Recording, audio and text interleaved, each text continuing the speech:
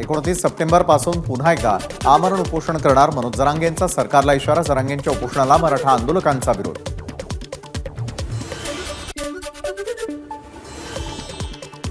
देवेंद्र फडणवीस खूप जातीवादी नेते आहेत. जातीवाद पसरवण्यासाठी छगन भुजबळांपेक्षा देवेंद्र फडणवीस अधिक जबाबदार. मनोज जरांगेंचा हल्लाबोल. मराठ्यांनी तुमचे 113 नाही पाडले तर नाव बदलून ठेवा. फडणवीसांचा सगळे लोक काटा काढणार आहेत, त्यांना राजकारणात ठेवणार नाही असं त्यांचेच लोक मला येऊन सांगतात. मनोज जरांगेंचा दावा. माझ्या नादी लागू नका, मी बिघडलो तर सगळं माफ करून टाकेल, साफ करून टाकेल. तुम्हाला ग्रामपंचायत सदस्य सुद्धा होऊ देणार नाही. मनोज जरांगेंचा रावसाहेब दानवेंवर हल्लाबोल. मराठ्यांनी एकत्र येऊ नये म्हणून काही लोक देव पाण्यामध्ये घालून बसले होते, पण मराठा समाज एकत्र आला याचा आनंद होतो. जालन्यात मनोज जरांगेंचं वक्तव्य. मनोज जरांगेंच्या मराठा आरक्षण आंदोलनाची वर्षपूर्ती. मराठा आरक्षणासंदर्भात आज बुदापट्ट्यातील 123 गावांची बैठक. पुढील आंदोलन आणि दौऱ्याबाबत बैठकीत चर्चा होणार. अहमदपुरामध्ये मराठा समाजाच्या वतीनं सर्व पक्षाचे घातले श्राद्ध. जरांगेंनी सुरू केलेल्या आंदोलनाला 1 वर्ष पूर्ण, पण अजूनही आरक्षणावर मार्ग न निघाल्याने अनोखं आंदोलन. महाराष्ट्र विधानसभा निवडणुका 12 ते 18 नोव्हेंबर दरम्यान होण्याची दाट शक्यता. 2 टप्प्यांमध्ये निवडणुका घेण्याची गुप्तचर विभागाची सूचना. भाजपच्या कोअर कमिटीची उद्या मुंबईत बैठक. भाजपमधील गळती रोखण्यासाठी कोअर कमिटी मंथन करणार. निवडणुकीच्या तोंडावर भाजपमध्ये इन्कमिंग वाढवण्यासाठी रणनीती. राष्ट्रीय स्वयंसेवक संघाकडून महिलांना दुय्यम दर्जाची वागणूक दिली जाते. महिलांना स्वतंत्र जगण्याचा अधिकार नाही असं राष्ट्रीय स्वयंसेवक संघाला वाटतं. काँग्रेसची टीका. विधानसभेला महाविकास आघाडीला 200 पेक्षा जास्त जागा मिळतील. नाना पटोलेंनी व्यक्त केला विश्वास. महिला काँग्रेसमधील अंतर्गत फूट समोर. नागपुरामध्ये महिला काँग्रेसच्या प्रदेशाध्यक्ष संध्या सव्वालाखे यांच्या पत्रकार परिषदेला न बोलवल्यामुळे शहराध्यक्ष नंदा पराते यांच्यात शाब्दिक वाद. बुलडाणा मतदारसंघावर शिवसेनेच्या प्रेमलता सोनवणे पाटलांचा दावा. बुलडाणा मतदारसंघ महिलांसाठी राखीव ठेवा. उमेदवारी मिळाली नाही तरी बुलडाण्यातून लढणार. सोनवणे पाटील ठाम. समरजित घाटगे शरदचंद्र पवार पक्षामध्ये प्रवेश करणार. 3 सप्टेंबरला शरद पवारांच्या उपस्थितीत पक्ष प्रवेश होईल. ट्विट करत समरजित घाटगेंची माहिती. उद्या शरद पवारांच्या सुरक्षेबाबत दिल्लीमध्ये रिव्ह्यू मीटिंग. गृह खात्याचे वरिष्ठ अधिकारी शरद पवारांची भेट घेऊन सुरक्षेबाबत चर्चा करणार. 5 सप्टेंबरला सांगलीमध्ये माजी मंत्री पतंगराव कदम यांच्या पुतळ्याचं राहुल गांधींच्या हस्ते अनावरण. मल्लिकार्जुन खरगे, रेवंत रेड्डी, शरद पवारांसह इतर नेते उपस्थित राहणार. विश्वजित कदमांची माहिती. राष्ट्रपती द्रौपदी मुर्मू 2 सप्टेंबरला पुणे दौऱ्यावर. माजी राष्ट्रपती प्रतिभाताई पाटील यांची घेणार भेट. खासगी विद्यापीठाच्या पदवी प्रदान सोहळ्यालाही उपस्थित राहणार. मुंबई शिक्षक मतदारसंघातील निवडणुकीच्या निकालाला आव्हान. सुभाष मोरे यांची उच्च न्यायालयामध्ये याचिका दाखल.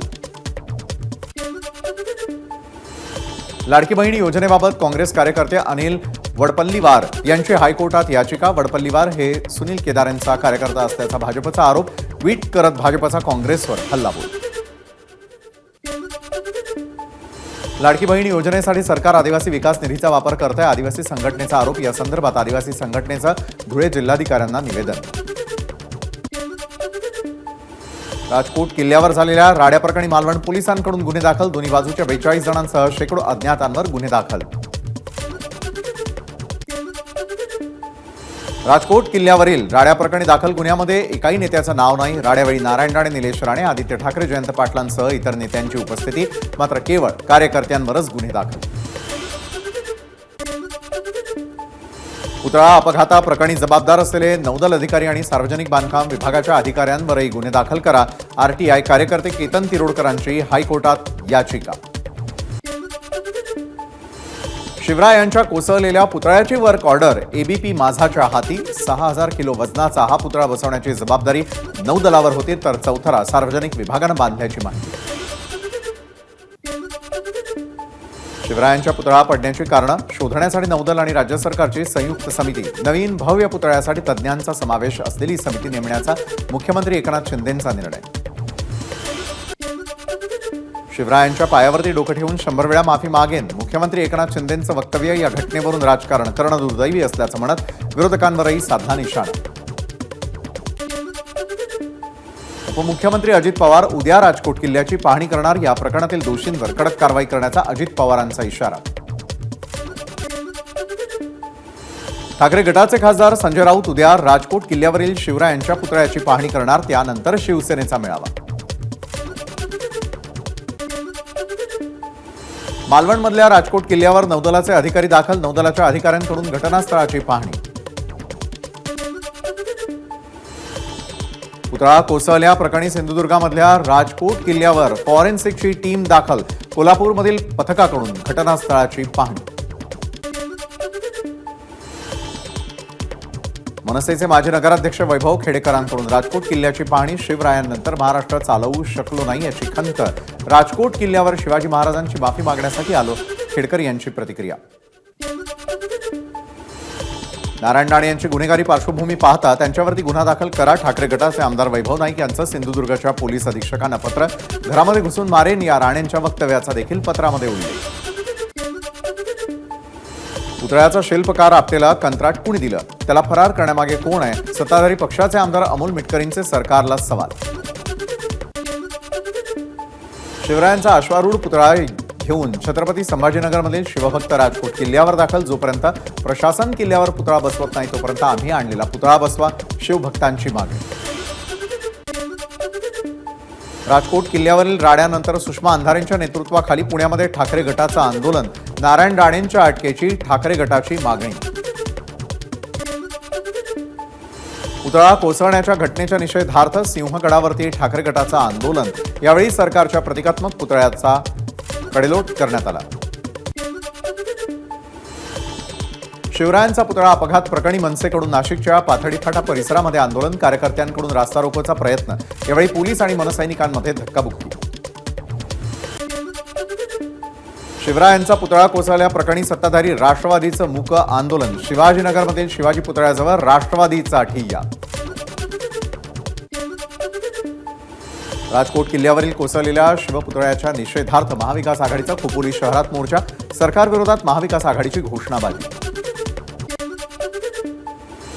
अजित पवारांच्या राष्ट्रवादीचं सांगलीमध्ये मूक आंदोलन. आंदोलनानंतर जिल्हाधिकाऱ्यांना निषेधाचं निवेदन.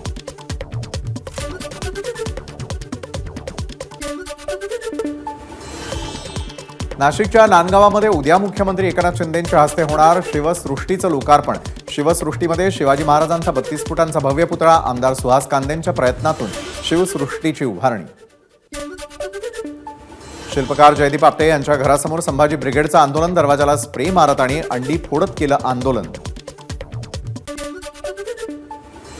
चिपळूणमध्ये कार्यक्रमाला उशीर झाल्यामुळे भास्कर जाधव, मंत्री उदय सामंत आणि शासकीय अधिकाऱ्यांवर चिडले.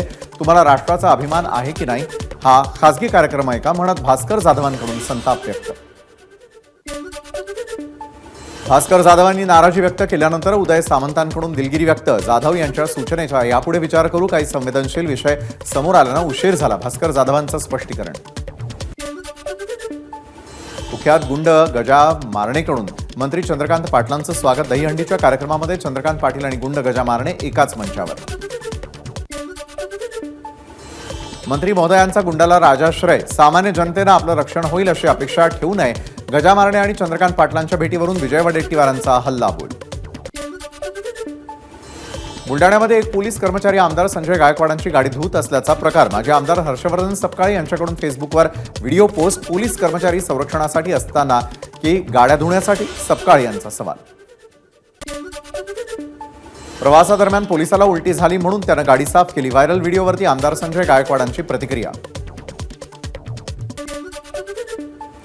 जनसन्मान यात्रेसाठी आष्टीमध्ये आलेल्या अजित पवारांना मराठा कार्यकर्त्यांचा घेराव. आरक्षणासंबंधी निवेदन देत ओबीसीमधून आरक्षणाची मागणी. हिंगोलीच्या वसमतमध्ये अजित पवारांच्या सभेत गोंधळ घालणाऱ्या 14 जणांवर गुन्हे दाखल. वसमत शहर पोलीस ठाण्यामध्ये मराठा आंदोलकांवर गुन्हे दाखल. नांदेडचे दिवंगत खासदार वसंत चव्हाण यांच्या कुटुंबियांचं उपमुख्यमंत्री अजित पवार यांच्याकडून सांत्वन. नायगाव या निवासस्थानी जाऊन घेतली कुटुंबियांची भेट. शिवाजी पार्कवर सरकार उभारणार, रमाकांत आचरेकरांचा पुतळा. सरकारच्या निर्णयाबद्दल सचिन तेंडुलकरकडून आनंद व्यक्त. धावपटू कविता राऊतला 10 वर्षांपासून सरकारकडून नोकरी नाही. ललिता बाबरला उपजिल्हाधिकारी केलं, मग मला का टाळता, असा सवाल.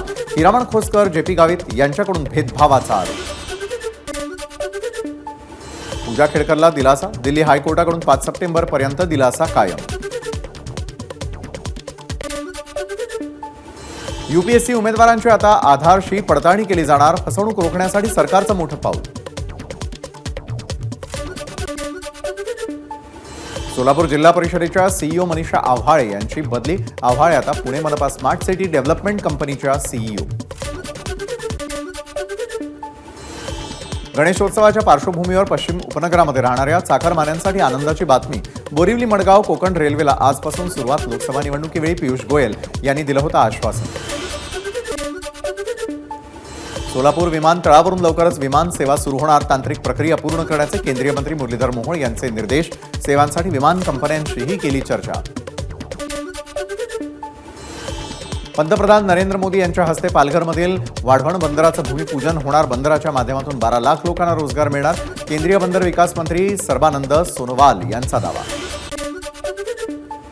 धारावी पुनर्विकास प्रकल्पाचं पहिल्या टप्प्यातील बांधकामाला 5-6 महिन्यामध्ये सुरुवात होणार. धारावी पुनर्विकास प्राधिकरणाचे मुख्य कार्यकारी अधिकारी एस श्रीनिवास यांची माहिती.